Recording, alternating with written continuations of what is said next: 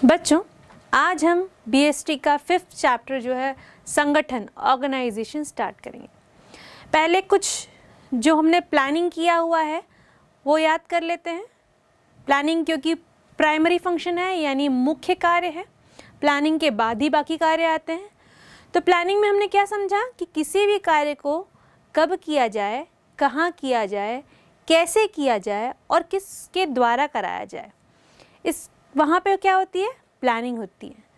अब जो planning phase ख़त्म हो जाती है उसके बाद जो आता है किसका कार्य आता है, ऑर्गेनाइजेशन या संगठन का काम आता है। बच्चों, अगर हम नॉर्मल बेसिस पे देखें अपने दैनिक जीवन में तो संगठन आपका परिवार भी है, आपकी पाठशाला भी है, विभिन्न व्यावसायिक संस्थाएं भी हैं, मंदिर मस्जिद इत्यादि भी हैं। ये सभी जो मैंने नाम गिनाए ये सभी किसी न किसी उद्देश्य की प्राप्ति के लिए कार्य कर रहे हैं।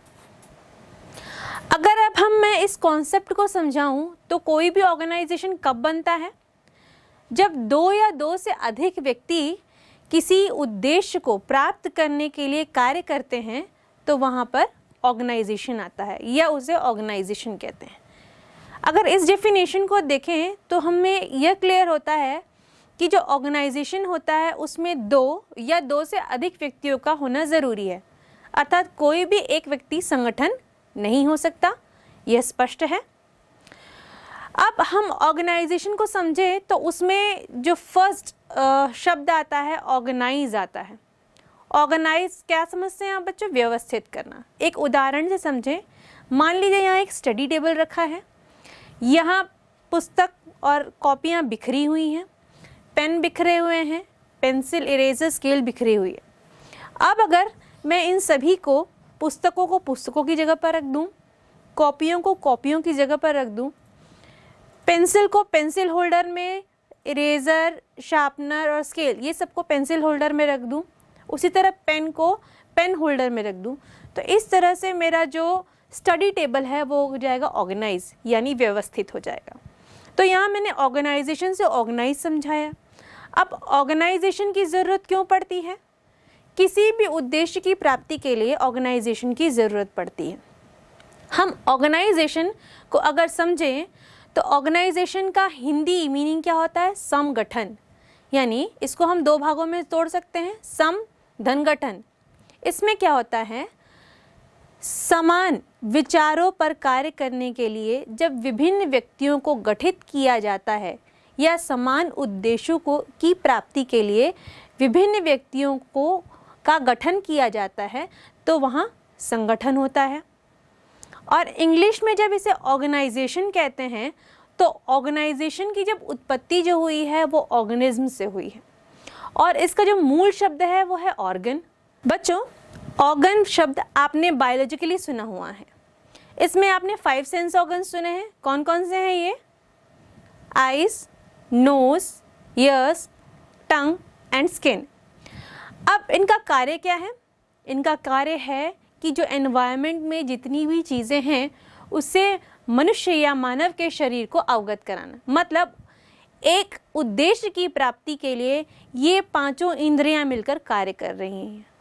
तो मानव शरीर की तरह ही व्यवसाय में भी विभिन्न तरीके, विभिन्न रिसोर्सेस और विभिन्न क्रियाएं एवं विभिन्न लोग मिलकर कार्य करते हैं, तभी एक ऑब्जेक्टिव या किसी भी ऑर्गेनाइजेशन की गोल को प्राप्त कर सकते हैं।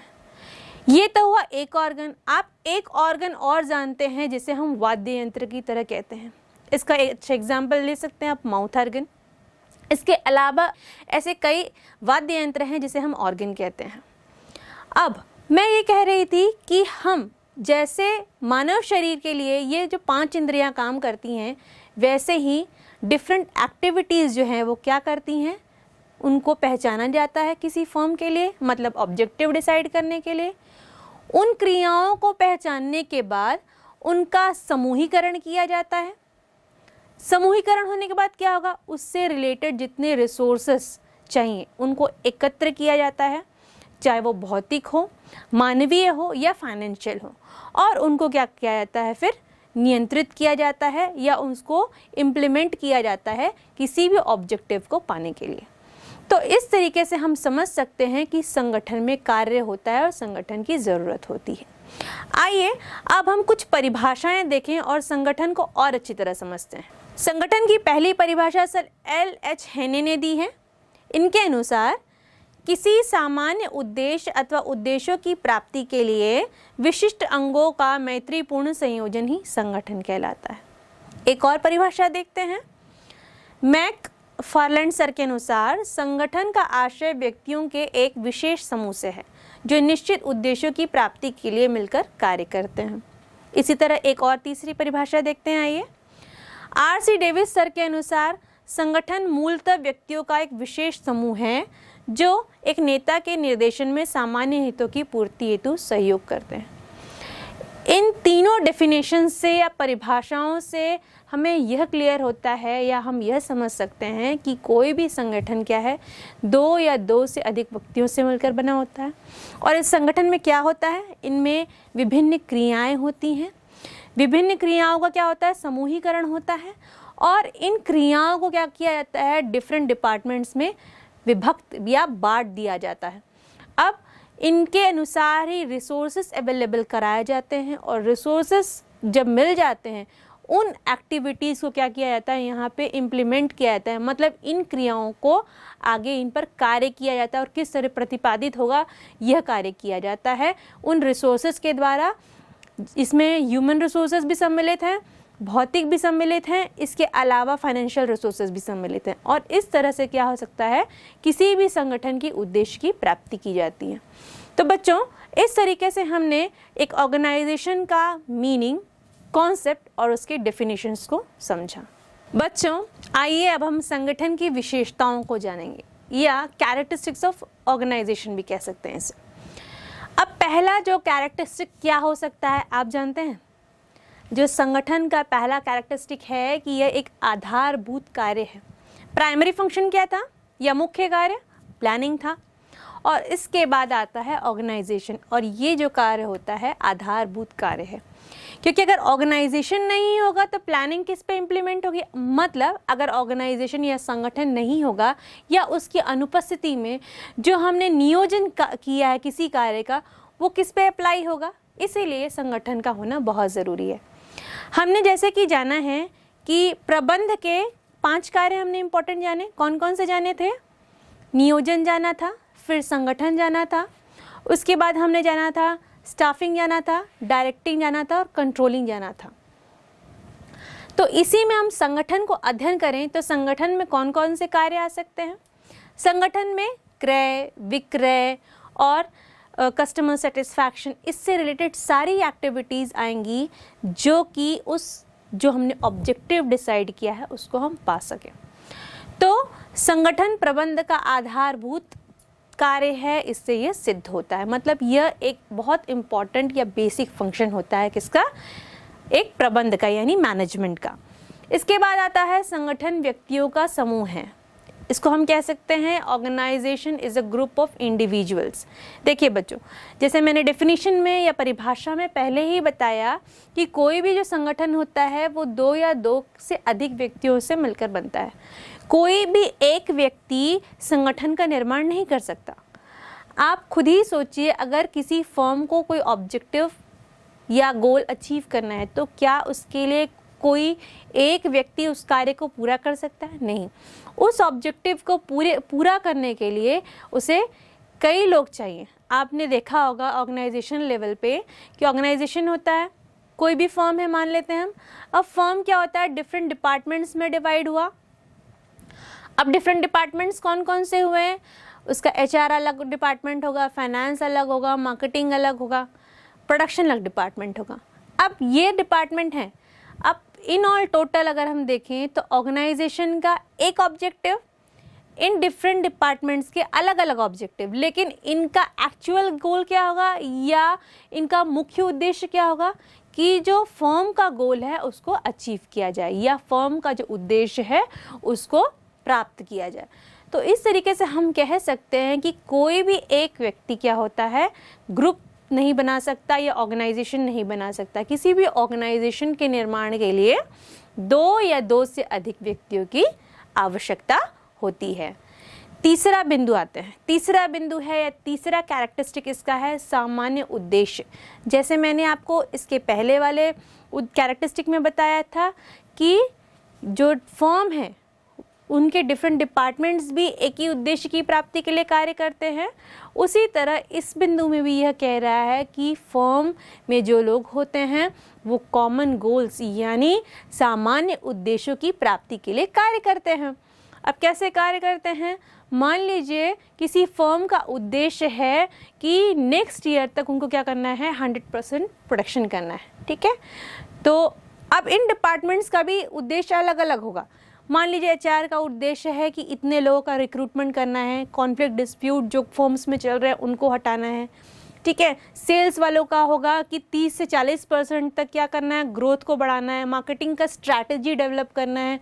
उसी तरह प्रोडक्शन को बढ़ाना है, प्रोडक्शन वालों का होगा इस तरह से डेवलप, रॉ मटेरियल यहाँ से लाना है, इसके बाद मशीनों में इस तरह के चेंजेस लाना है।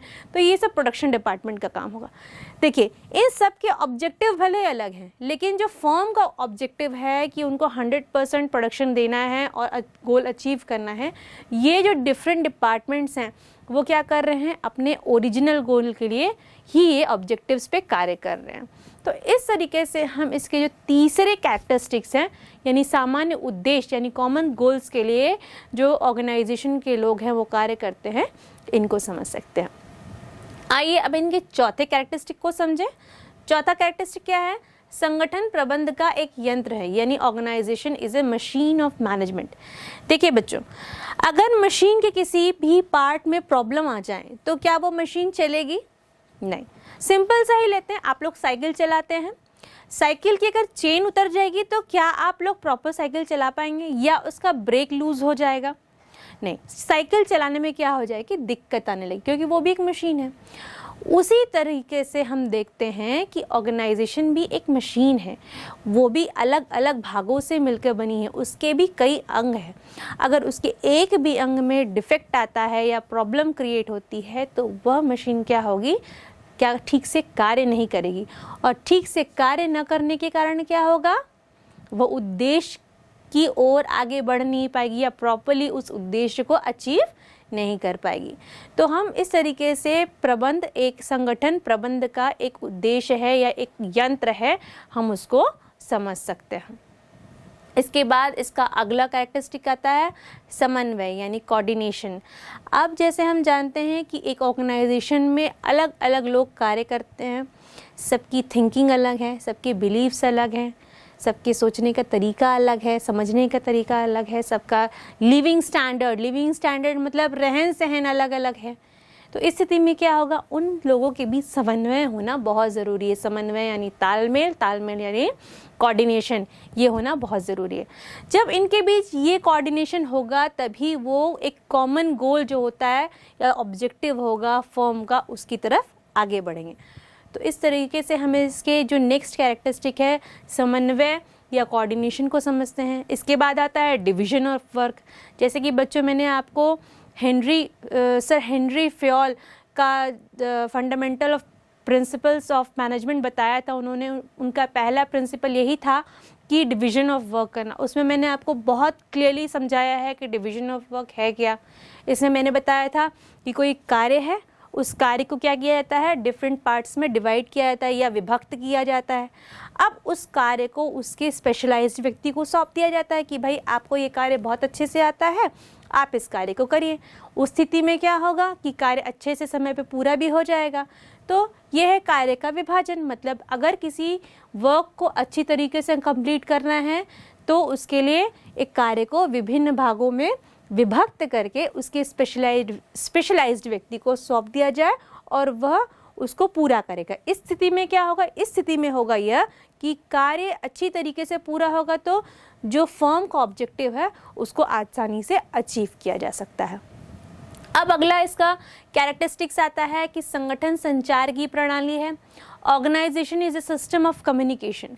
इसको हम इस तरीके से समझ सकते हैं, जब बहुत सारे लोग एक साथ कार्य करते हैं तो कार्य अच्छी तरीके से हो, इसके लिए एक ऑर्गेनाइजेशन क्या होता है, एक चैनल की तरह कार्य करता है, एक सिस्टम ऑफ कम्युनिकेशन की तरह कार्य करता है। क्योंकि अगर कम्युनिकेशन नहीं होगा या उनके बीच क्या होगा, संचार नहीं होगा, तो कार्य में बाधा उत्पन्न होगी, और कार्य में जैसे ही बाधा उत्पन्न होगी, जो डिसाइडेड ऑब्जेक्टिव है या जो उद्देश्य उन्होंने निश्चित कर रखा है उसको वो पा नहीं सकेंगे। तो इस तरीके से हम इसके 7वें बिंदु या कैरेक्टरिस्टिक को समझते हैं कि संगठन संचार की प्रणाली है। 8वां बिंदु इस तरीके से है कि संगठन एक प्रक्रिया है, ऑर्गेनाइजेशन इज ए प्रोसेस। जैसे मैंने बच्चों आपको कॉन्सेप्ट में ही बताया था कि संगठन एक प्रक्रिया कैसे है, इसमें क्या किया जाता है, ऑब्जेक्टिव डिसाइड किया जाता है। ऑब्जेक्टिव को पाना है यानी उद्देश्य को पाना है तो क्या क्या क्रियाएं की जानी है उसको डिसाइड करना है, मतलब जॉब रोल डिफाइन हो गया। अब इस जॉब को अलग अलग डिपार्टमेंट में डिवाइड कर दिया जाता है, मतलब विभागों में बांटा जाता है। अब विभागों में बांटने के बाद इसमें क्या किया जाता है, उन कार्यों को स्पेशलाइज्ड लोगों को सौंप दिया जाता है, और इसके लिए जो रिसोर्सेज चाहिए यानी संसाधन चाहिए उनको क्या क्या अरेंज किया जाता है, चाहे वो भौतिक हो, मानवीय हो, या फिर हम कह सकते हैं फाइनेंशियल हो, और उसके बाद इस पर कंट्रोल करके इसको आगे बढ़ाया जाता है। तो बच्चों इस तरीके से हमने क्या किया, इसकी कैरेक्टरिस्टिक्स को समझा।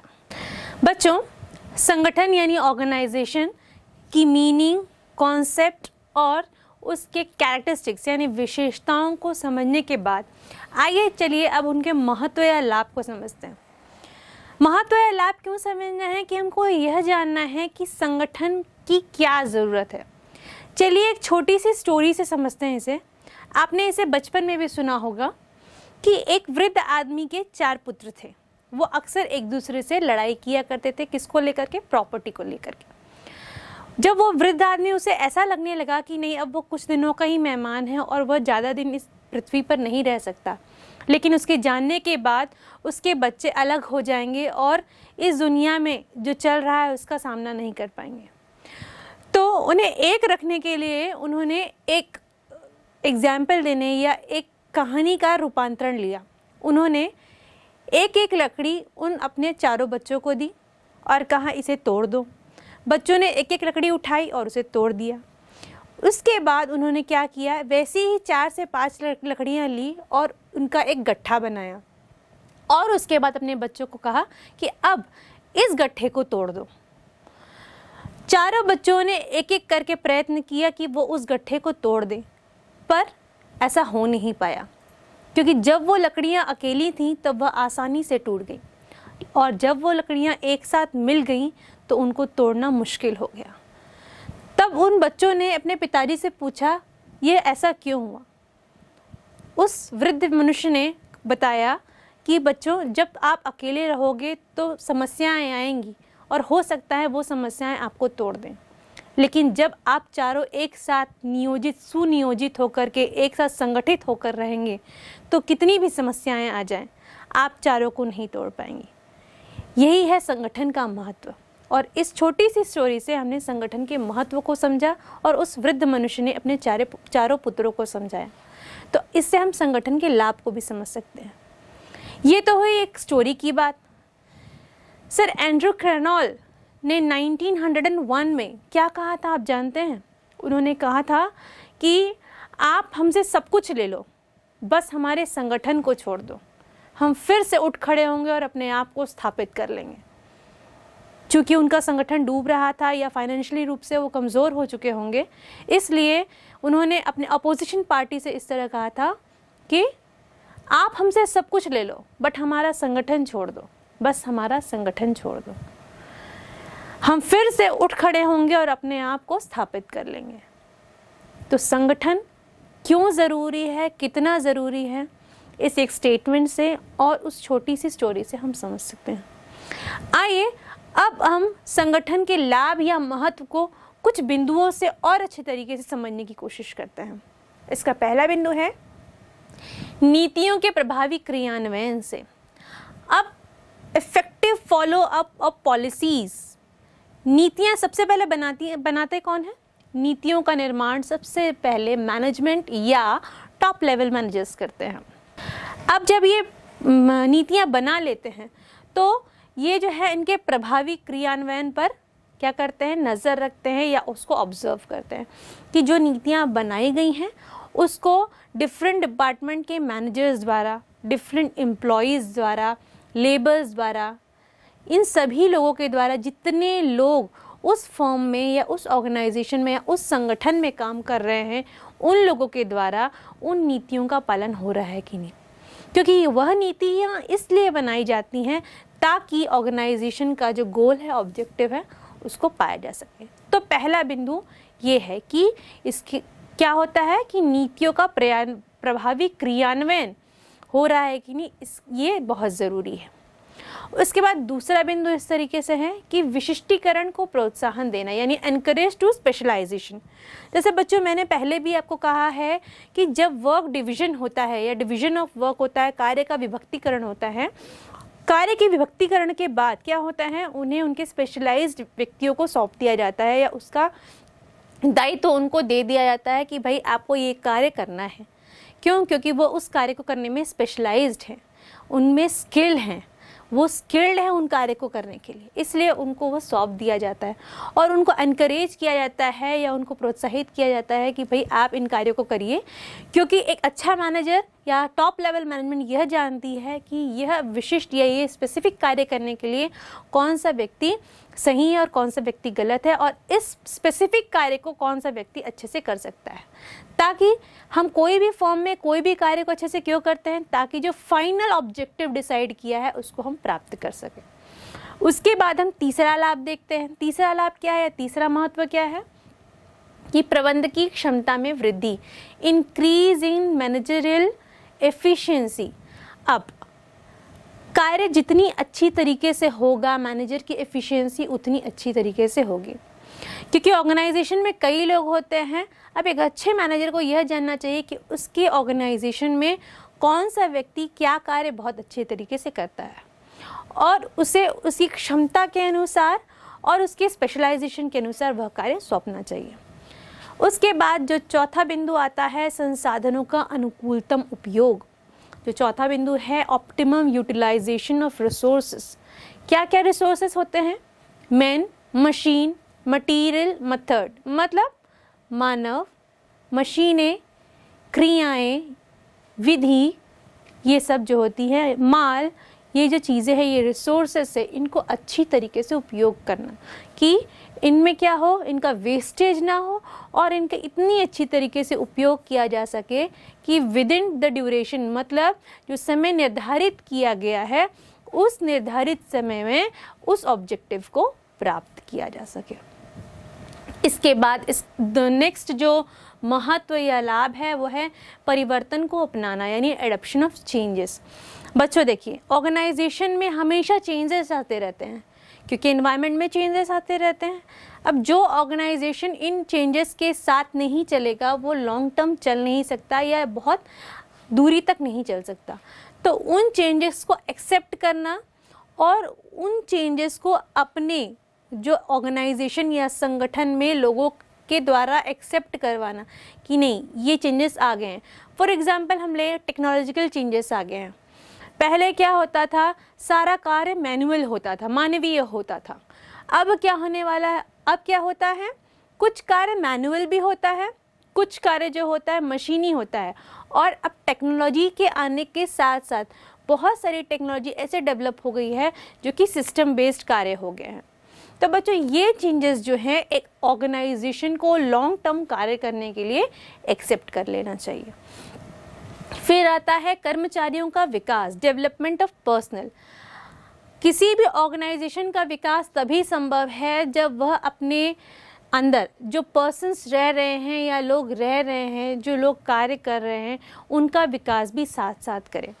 क्योंकि यदि वह व्यक्ति सेटिस्फाइड फील करेंगे अपने डेवलपमेंट के साथ, तो वह क्या करेंगे, पूरे समर्पण भाव से अपने ऑर्गेनाइजेशन के लिए उसके ऑब्जेक्टिव को अचीव करने के लिए कार्य करेंगे। तो यहाँ पे डेवलपमेंट ऑफ पर्सनल या कर्मचारियों का विकास भी बहुत महत्वपूर्ण बिंदु होता है। इसके बाद आता है विकास एवं विस्तार, एक्सपेंशन एंड ग्रोथ। समय के साथ साथ क्या होता है, बिजनेस भी बढ़ता है और बिजनेस का भी ग्रोथ होता है। लेकिन बिजनेस का एक्सपेंशन और ग्रोथ होने के साथ साथ क्या होना चाहिए, उनके पर्सनल्स का भी ग्रोथ होना चाहिए। जब एक्चुअल में जब उनके कर्मचारियों का ग्रोथ होगा, उनका एक्सपेंशन होगा, तभी एक बिजनेस का सही से एक्सपेंशन और ग्रोथ हम समझ सकते हैं या किसी संगठन का ग्रोथ समझ सकते हैं। इसके बाद अंतिम लाभ या महत्व इस तरीके से है कि समन्वय और प्रभावी प्रशासन, यानी कोऑर्डिनेशन एंड इफेक्टिव एडमिनिस्ट्रेशन। आप जानते हैं, जैसे मैंने पहले भी बताया है, कि एक ऑर्गेनाइजेशन में डिफरेंट डिपार्टमेंट्स होते हैं, ठीक है, कई लोग कार्य करते हैं, उन सभी के बीच तालमेल होना बहुत ज़रूरी है। तभी क्या होगा, जो इन ऑल टोटल वर्क होगा वो सही तरीके से होगा और रिसोर्सेज सही तरीके से यूज़ हो पाएंगे। और जब कार्य सही तरीके से होगा तो सही समय पर जो डिसाइडेड गोल या ऑब्जेक्टिव है उसको कोई फर्म प्राप्त कर सकता है। तो हम जब संगठन के महत्व को समझ रहे हैं तो इस छोटी सी कहानी, उस स्टेटमेंट और इन बिंदुओं को समझने के बाद अब हम यह कह सकते हैं कि जो संगठन है वह या प्रबंध है वो क्या होता है, संगठन जो है प्रबंध की रीढ़ की हड्डी होता है और इसके बिना क्या हो सकता है, कोई भी गोल अचीव नहीं किया जा सकता। तो बच्चों, इस तरीके से हमने डिटेल में जो है संगठन का महत्व या उसके लाभ को समझा। अब संगठन के महत्व या लाभ को जानने के बाद आइए अब हम इसके दो कॉन्सेप्ट को समझेंगे। इसका पहला कॉन्सेप्ट है संगठन एक प्रक्रिया के रूप में, मतलब ऑर्गेनाइजेशन इज एन प्रोसेस, और संगठन एक ढांचे के रूप में, स्ट्रक्चर ऑफ रिलेशनशिप। अब दोनों को पहले हम अलग अलग समझेंगे, उसके बाद हम इन दोनों अवधारणाओं के बीच में तुलनात्मक अध्ययन करेंगे। सबसे पहले हम इन दोनों कॉन्सेप्ट या अवधारणाओं को अलग अलग समझते हैं। चलिए, सबसे पहले अवधारणा है संगठन एक प्रक्रिया के रूप में। संगठन मतलब organisation in the form of a process. अब ये कंटिन्यूस प्रोसेस कैसे है, जब ऑर्गेनाइजेशन किसी एनवायरनमेंट में एग्जिस्ट करता है या किसी एनवायरनमेंट व्यावसायिक वातावरण में काम करता है तो क्या होता है, वह चेंजेस को देखता है और उन चेंजेस के कारण क्या होता है, ऑर्गेनाइजेशन में भी चेंजेस आते हैं। उन चेंजेस के अनुसार ही ऑर्गेनाइजेशन को क्या काम करना पड़ता है, एक्टिविटीज़ करनी पड़ती हैं। अब कोई भी ऑर्गेनाइजेशन क्या होता है, डिफरेंट पीपल या अलग अलग लोगों का समूह होता है। यहाँ पे 2 या 2 से अधिक लोग होते हैं। अब इन लोगों को क्या किया जाता है, डिफरेंट डिपार्टमेंट्स में बांट दिया जाता है। अब डिफरेंट डिपार्टमेंट्स में बांट देने के बाद जो चेंजेस आते हैं वो एज अ प्रोसेस चलते रहते हैं। मतलब ऑर्गेनाइजेशन जो है एक प्रोसेस की तरह चलते रहता है, जो चेंज है उनमें निरंतर आते रहता है और ऑर्गेनाइजेशन उस अनुसार कार्य करते रहता है। अब हम इसके सेकेंड कॉन्सेप्ट को समझे। सेकेंड कॉन्सेप्ट है कि संगठन एक ढांचे के रूप में, मतलब organisation as a structure of relationship. अब कैसे स्ट्रक्चर ऑफ रिलेशनशिप है, यहाँ पे क्या किया जाता है, कार्य का विभाजन होता है। कार्य का विभाजन होने से क्या होता है, डिपार्टमेंट बन जाते हैं, यानी क्या होता है, विभागीकरण होता है। वहाँ पे अधिकार और दायित्व की बात आ जाती है, कौन किसको रिपोर्ट करेगा ये बात आ जाती है। इस बेसिस पे यह एक स्ट्रक्चर ऑफ रिलेशनशिप हो जाता है। कहने का मतलब है कि टॉप लेवल, मिडिल लेवल और लोअर लेवल, इन तीनों बेसिस पे ऑर्गेनाइजेशन काम करता है या उसके पॉलिसीज काम करती हैं। लेकिन जब इस कॉन्सेप्ट के अनुसार जब विभागीकरण होता है, जब अधिकार और दायित्व की बात आती है, तब यहाँ पर क्या होता है कि यहाँ पे स्ट्रक्चर बन जाता है और इस स्ट्रक्चर के बीच एक रिलेशनशिप ऐसा बॉन्ड होता है कि कौन से पद पर कौन सा अधिकारी किसको रिपोर्ट करेगा। कोई कार्य करने के बाद जो रिपोर्टिंग वाली चीज़ आती है वो बात इसके अंतर्गत हम करते हैं। इसमें जो संगठन है उसको 2 भागों में बांटते हैं। पहला जो होता है औपचारिक संगठन होता है और दूसरा होता है अनौपचारिक संगठन होता है। अब इन संगठन की अवधारणाओं को हम अगर तुलनात्मक अध्ययन करें तो दोनों में अगर समानताएं देखें तो दोनों में समानताओं को देखें तो इनमें जो एक्टिविटीज़ होती हैं दोनों में एक जैसी होती हैं। जो दृश्य एक्टिविटीज़ जो आती हैं, जो हम रिसोर्सेस लेते हैं, जो क्या कौन कौन सी होती हैं, मैन, मशीन, मटीरियल, मनी, ये होते हैं दृश्य यानी टैंजिबल एक्टिविटीज़ होती हैं, टैंजिबल वर्क होते हैं जो इसमें दिखते हैं। उसके बाद अदृश्य की बात आती है, इसे इनटेंजिबल कहते हैं इंग्लिश में। यहाँ पे अधिकार, दायित्व, कार्य, उद्देश्य, ये सब चीज़ों की बात आती है। तो यहाँ समानता की बात करी। अब यहाँ पे हम दोनों अवधारणाओं के बीच के अंतर की अगर बात करें तो पहला जो हमारा प्रोसेस वाला भाग था, मतलब संगठन जो है एक प्रक्रिया के रूप में है, वह जो है पूरा का पूरा जो है मानव पर फोकस्ड रहता है, क्योंकि वहाँ पे मानव कार्य कर रहा है, चेंजेस आ रहे हैं, लेकिन वह मानव के द्वारा किया जा रहा है और मानव उस चेंजेस को एक्सेप्ट कर रहा है।